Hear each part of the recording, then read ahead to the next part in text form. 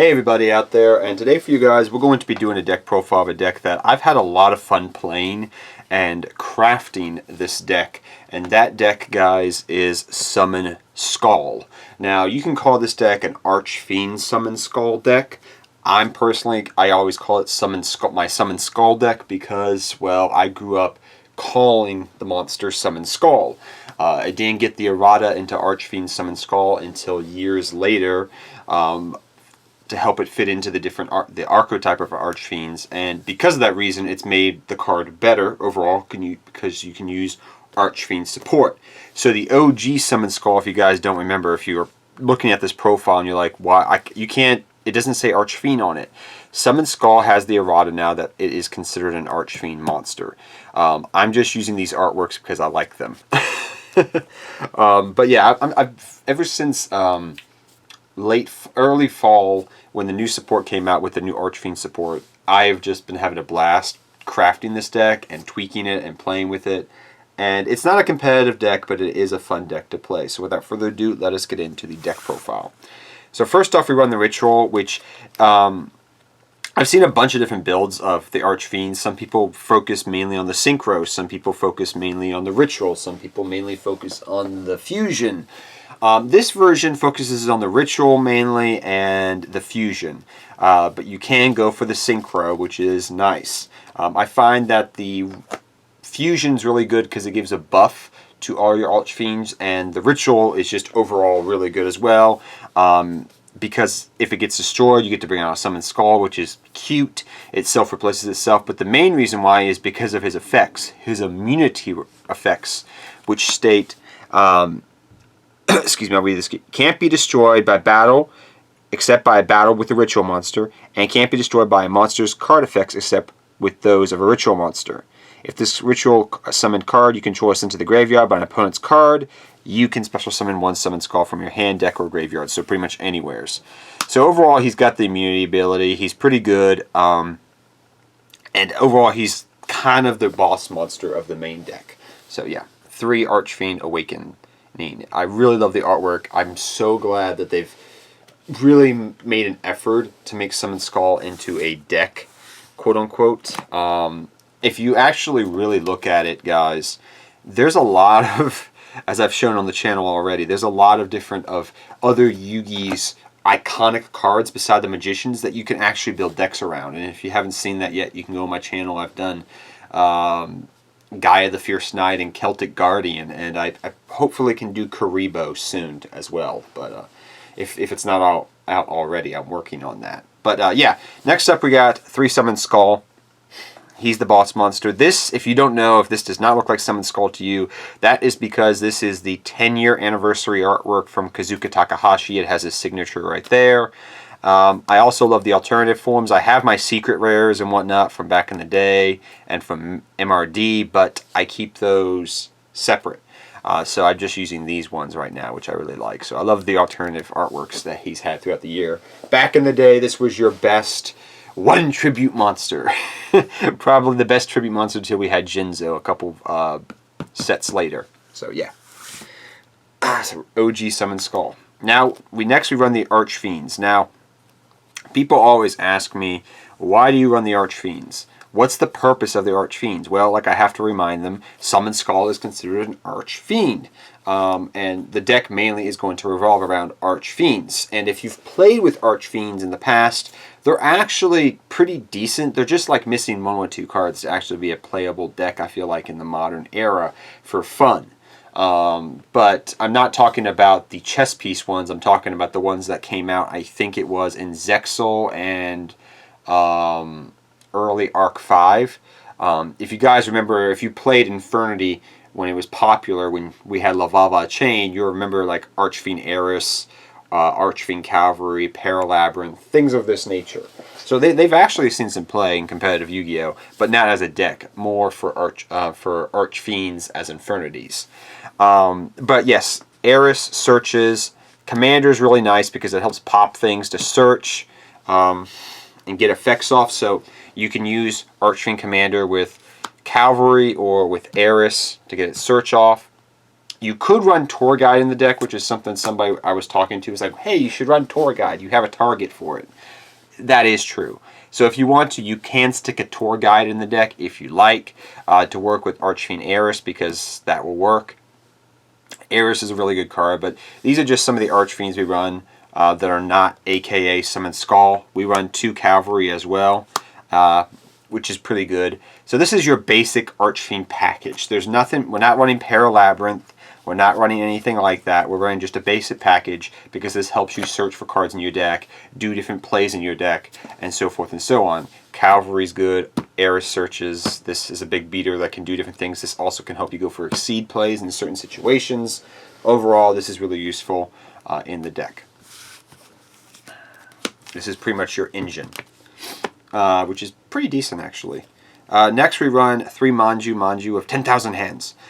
This is to help search out your ritual monster here, and we also run advanced ritual art, as well as we do run 1 contract with the Abyss just in case. In certain situations, contract with the Abyss has been coming up, so I decided to keep it in the deck as a one-of. But this helps you search some of your ritual needs. We do run other cards in the deck, but this is your main way of doing so.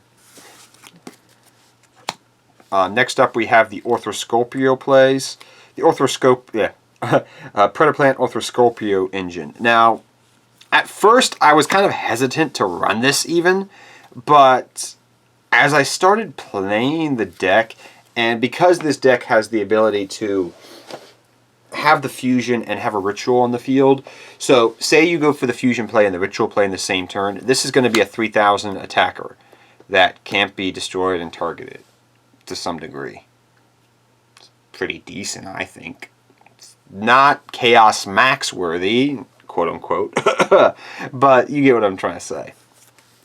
So this helps you search for your fusion cards that you run in the deck. The main things you're going to run is you're going to run things like OG Polymerization and also Dark Fusion, which can help you give protection for your fusion monster as well. So this and this are the main two things you're going for here, which we'll talk about more in a second, but I just wanted to show you. So this engine is really good, plus the fact that this can help go for level 3 plays, and as well, the nice thing about this is because it can help you go for certain link plays in the deck if you need to. So they can be used for link fodder and whatnot. So overall, I really, really like it.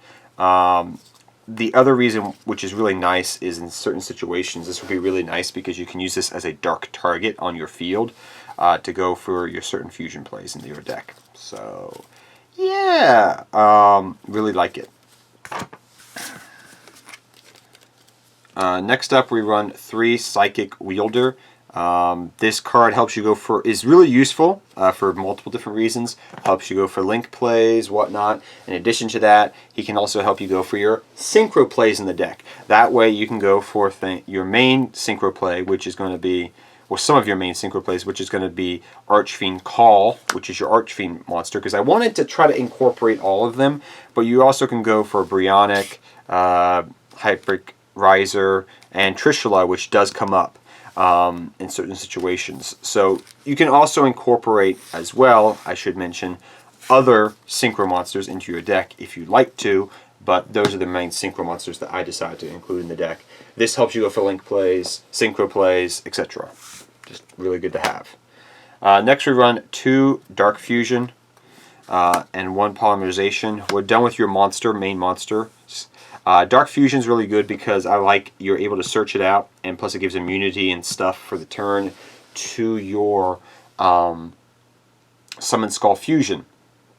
In addition to that, I do like the 1 basic Polymerization, so in certain situations I can just go for this, but optimally I want to use Dark Fusion. This is here just in case, depending upon my hand, what my field is, and I'm searching this out through the Predaplant engine.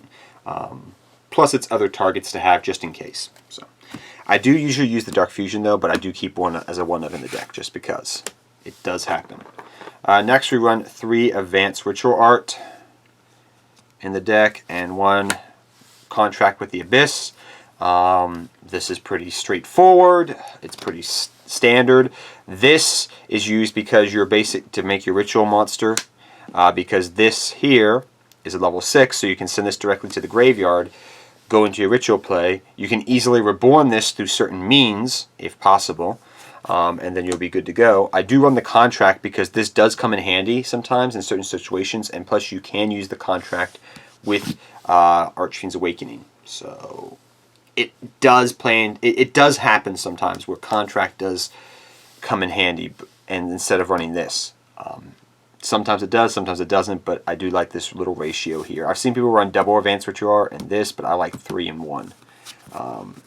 And I've had no problems with it. Because usually you're going to go for the Ritual Monster quite a lot more often.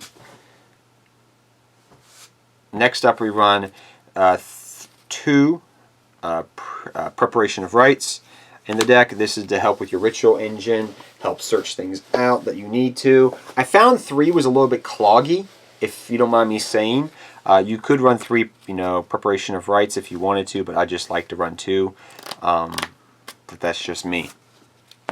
Next, we run some Draw Engine for the deck. So I decided to go with 2 Allure of Darkness and 2 Celestial Absorbatory.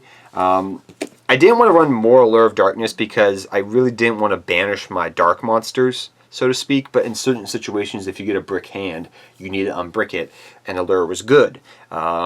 Celestial Observatory was really nice too because you could get things to the, you could reach, it's another type of draw card for the deck, and because this deck does use level 6 monsters, it's pretty nice to have.